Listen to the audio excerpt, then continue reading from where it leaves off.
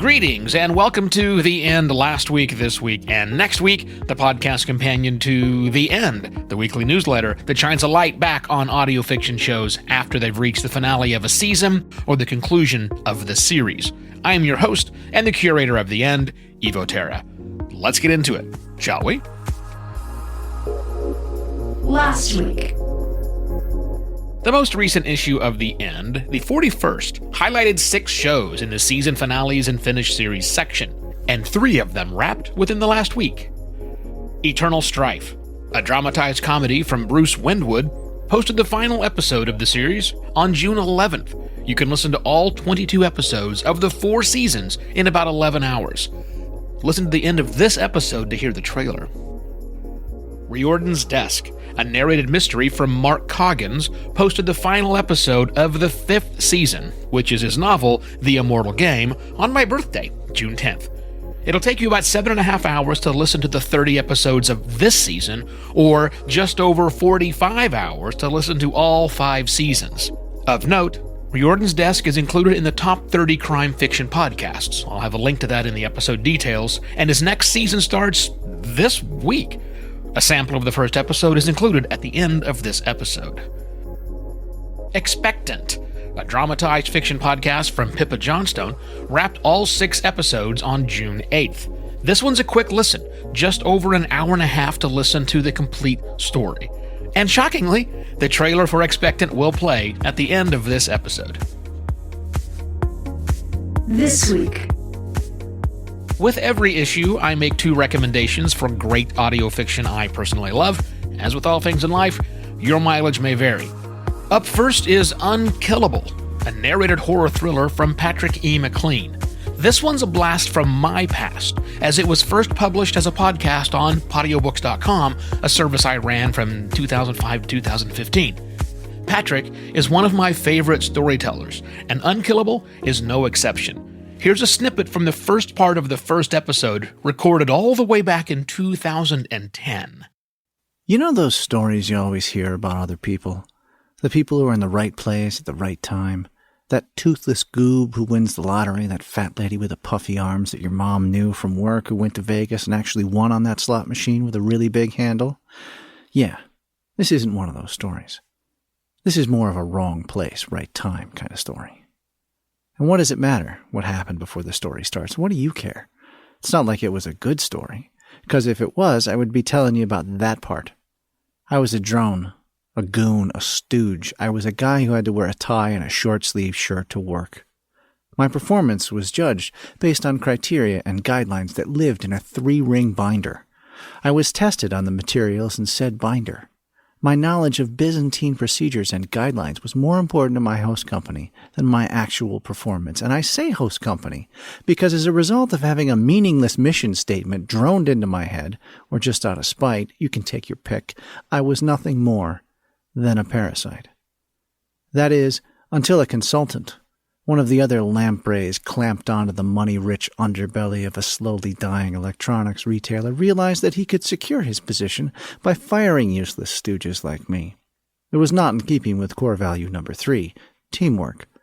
But as much as the corporate handbook would like you to believe otherwise, it's a savage world out there. Dog eat, cat eat, all God's creatures gotta eat. And when a creature gets hungry enough, they don't much care what they're gnawing on. Forget this rule at your peril, I would say smugly at carefully regimented smoke breaks of my carefully regimented life. After I got fired, I decided to tie one on. I headed off into the night with a pocket full of severance check and a self-loathing I needed to drink into oblivion. How could I have been so stupid to stay at that useless, dead-end job so long? I thought there was no way my life could possibly get worse, that there was nowhere to go but up. I know now that I was wrong. Even if you're lying dead in a field and your corpse is bloating in the sun, you've still got 6 feet lower to sink. But what did I know? I was a miserable, self-absorbed prick, and I never should have trusted that rat. You can and should listen to Patrick narrate all 19 episodes of Unkillable. It'll take you about 4 hours to listen.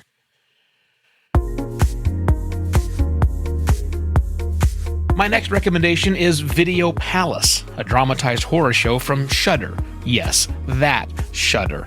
I love creepy, you probably shouldn't do that content on its own, but layer in Shudder's incredible commitment to sound quality, and this is a huge hit. Here's a sample from early in the first episode.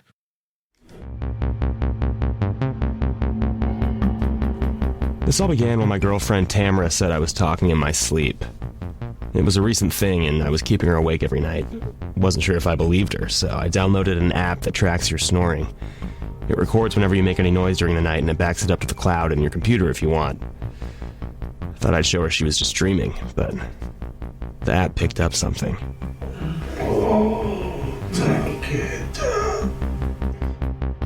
As far as I know, I'd never talked in my sleep before. I looked up somniloquy, it's the fancy name for sleep talking, and there's not a lot of information. I don't really know what causes it. Emotional stress is one possibility. I'm a freelance video editor and Tamara's a librarian. We share a small apartment in New York and live paycheck to paycheck. It's not exactly a stress-free life, but I'm no more stressed now than I was a year ago, so I doubt that's it. And it could be caused by medications or drug abuse, but without getting too much into my private life, I can say that that is probably not the cause.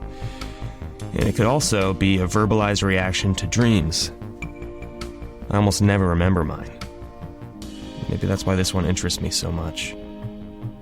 If this was the cause, then what was I dreaming about?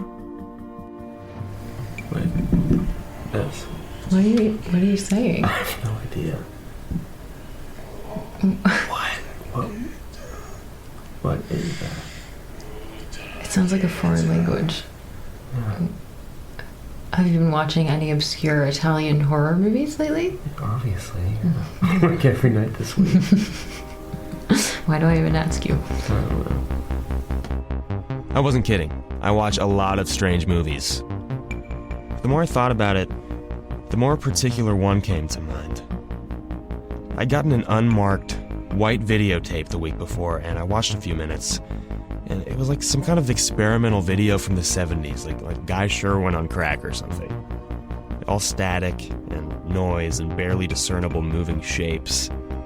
Sometimes you'd make out a dark form, but then the static would overtake the frame.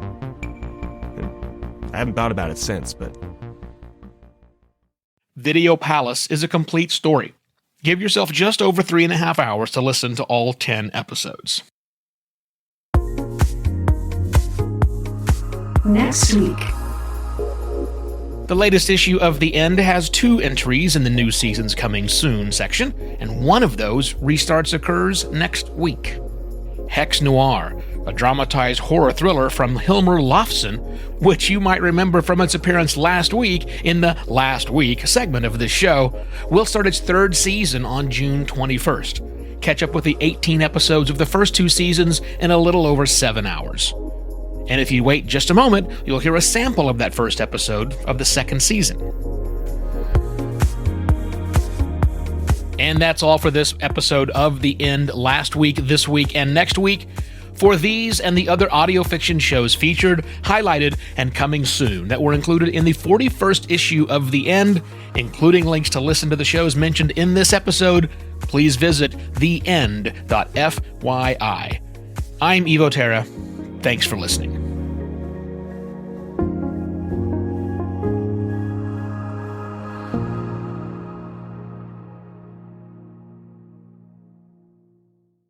And here come the trailers. Eternal Strife. Eternal Strife. An epic tale of hope.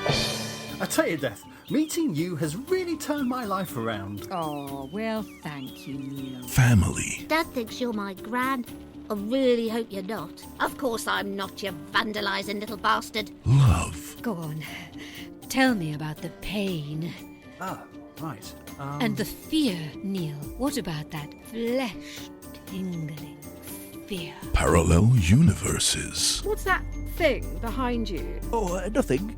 Just my black hole. Careful. Don't touch me. Revelations. It does have an unusually small penis. Courage. Where are you going? To fulfill my mission. A good luck. Angry and impatient deities. Oh, don't fuck off, Neil. Stationary. Please alight here for pencils and protractors. Tender love-making. Mum, is everything all right in there? Terminally bored angels. Got any booze? No. Drugs? Again, no. Glue? No. Meths? Nope. War. More stationary. What's this? My, ruler? Your ruler. Yeah. And heroic elves. This is the director speaking. Give yourselves up, and you will all be spared punishment. What do we say to that, elves? Blow it out your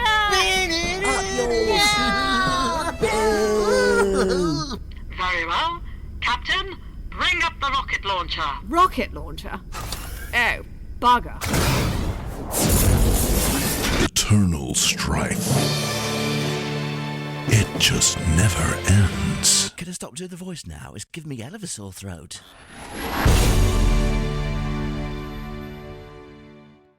Eternal Strife, a dramatized comedy from Bruce Windwood, has reached the conclusion of the entire series. Riordan's Desk. Chapter 1. Opening Moves. The left front tire of my battered Ford Galaxy jolted into a pothole, and the last of my factory original hubcaps popped off and went rolling down the slope behind me. I slowed the car to a stop and watched in the rearview mirror as the hubcap hit the shoulder of the road and bounced into the brush below. I had planned to use the hubcap with my silver tea service as a crumpet tray, but I could see now that those plans were kaput. Another car appeared in the rearview mirror, so I eased off the brake and continued my journey up Kings Mountain Road. I was driving from my office in San Francisco to the Woodside residence of a potential client, Edwin J. Bishop. Woodside is an exclusive, semi-rural community nestled in the coastal hills of the San Francisco Peninsula. All I knew about Bishop was that he had founded and taken public 3 very successful computer game companies, and he needed a discreet private detective with a strong sense of professional ethics. It was his tough luck. He happened to pick me. Riordan's Desk, a narrated mystery from Mark Coggins, has posted the finale of the 5th season. Expectant. It's like a tug-of-war in my brain, and it honestly can change sometimes, by the week. Expectant is a new show about a big decision. There's never the right time to have a child, and humanity has always faced enormous crises. This is perhaps a different, unprecedented one. Why would you do this? What if they're scared for their whole life? What if they regret my choice? Why would you do this? It does lead young people to have a legitimate question. Is it okay to still have children? Parenting is what everybody has always done, but it is also an act of hope. Hopefully in 15 years, they'll look back and be like, can you believe that it got so bad there for a minute? What do you want to do? I don't know. Expectant. A new series that sits on the fence between imagination and reality, between becoming a parent during the climate crisis or staying child-free. New episodes out in May.